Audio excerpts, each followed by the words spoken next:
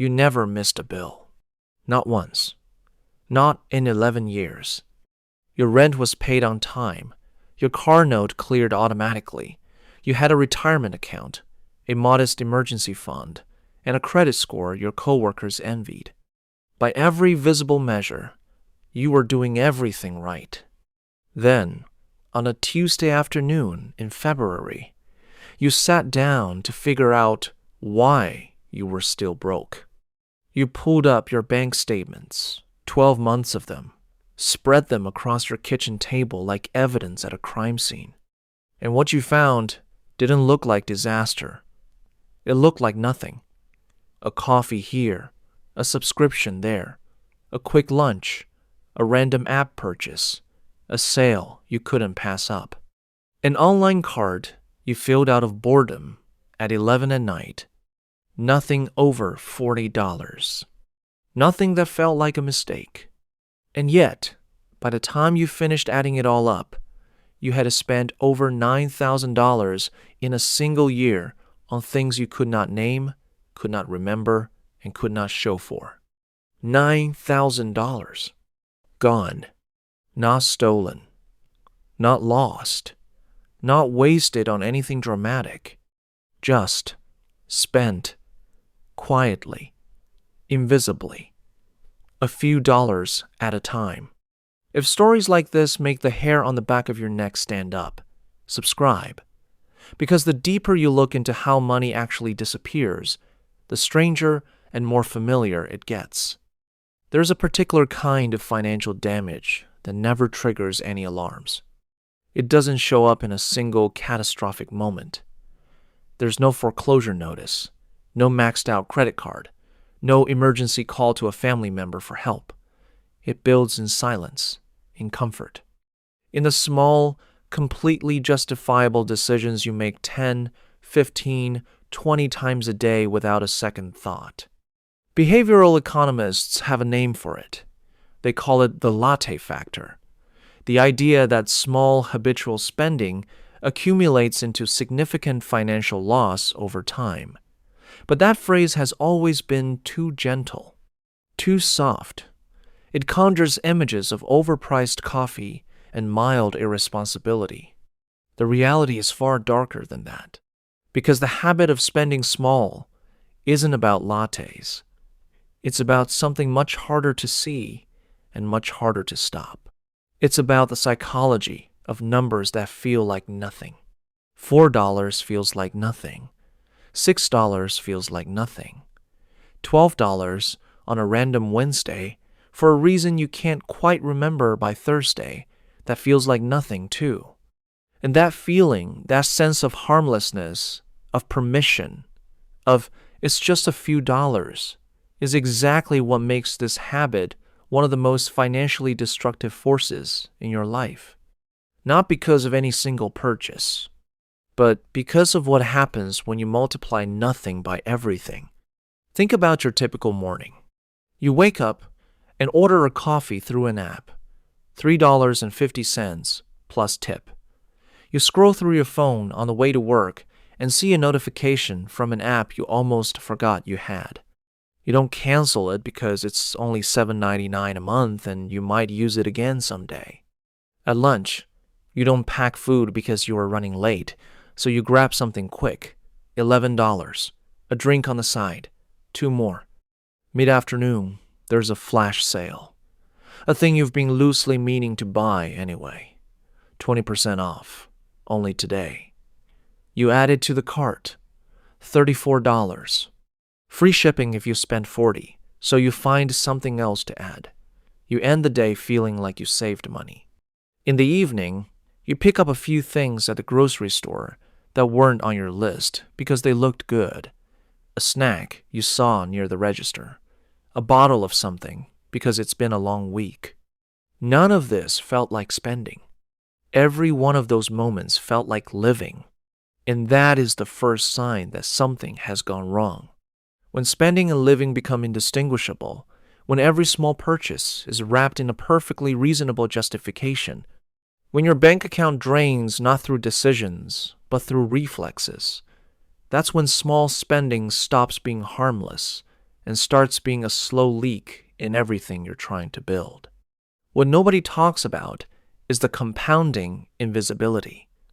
Each individual purchase is too small to examine, too small to remember, too small to feel like it counts, and so it never gets counted. A 2019 study by Slick Deals found that the average American spends roughly $5,500 a year on impulse purchases alone. That number has only climbed since. But what's more unsettling than the total is how those purchases break down. The majority of them are under $25. Amounts so small that most people, when surveyed, couldn't even identify them on a bank statement. Not because they're hiding anything, because the purchases felt like nothing when they happened, and nothing doesn't get remembered.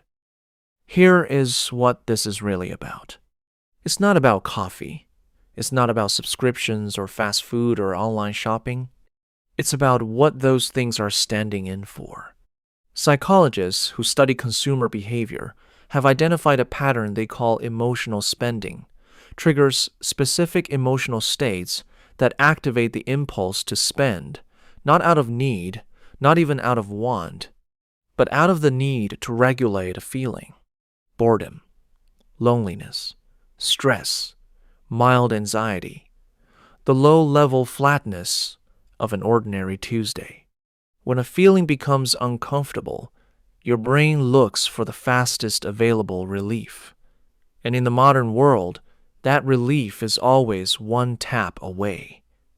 A purchase is immediate. It's satisfying. It delivers a small, clean shot of dopamine that quiets the discomfort for a few minutes. The problem isn't that this doesn't work. It's that it works just enough to become a habit. And because the amounts are small, there's no guilt to interrupt the cycle. You can't feel bad about a $4 purchase the way you might feel bad about a $400 one. Your psychological immune system never activates. The behavior never gets examined. There's also something darker at work.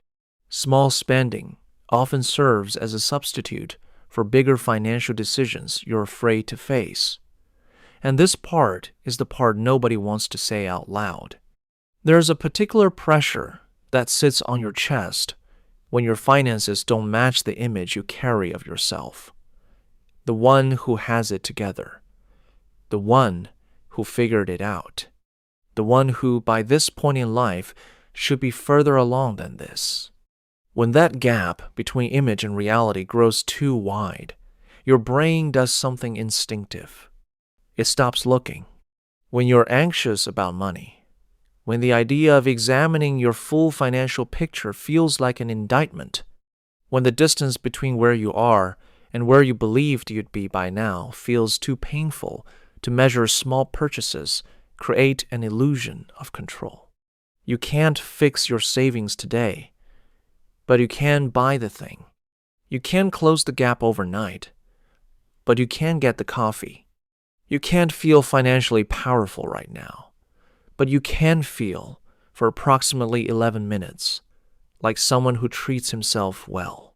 Each small purchase becomes a pressure valve, a tiny release of tension that prevents you from ever building enough pressure to make an actual change.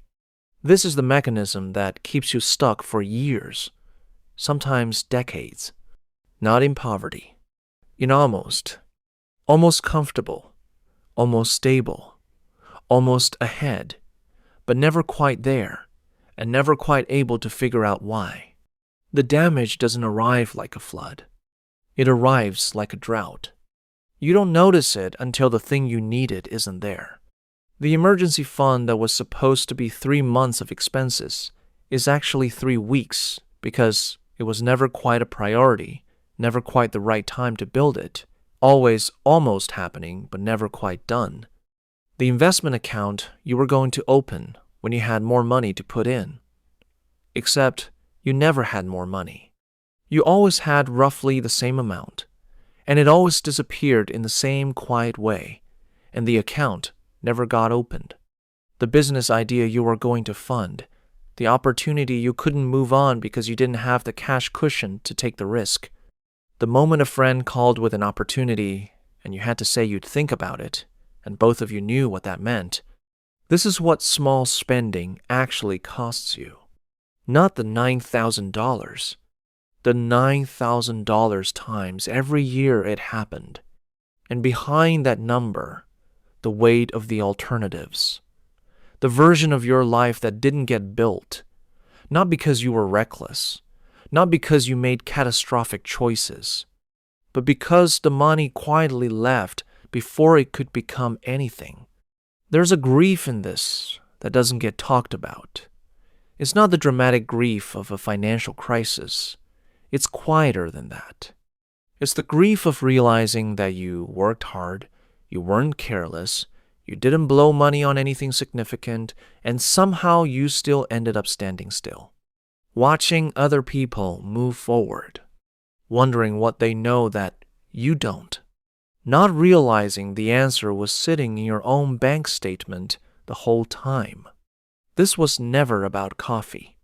It's about what the coffee is standing in for. The habit of spending small is really a habit of not thinking. And the thing you're protecting by not thinking isn't your comfort, it's your avoidance. There is a profound difference between spending $4 because you consciously chose to and spending $4 because it never occurred to you not to. One is living, the other is leaking. The most financially dangerous version of you isn't the one who makes bad decisions. It's the one who makes no decision at all. Somewhere tonight, your bank statement is sitting unread, and the money is still leaving, quietly, a few dollars at a time. The question isn't whether it's happening. The question is how much longer you'll let it.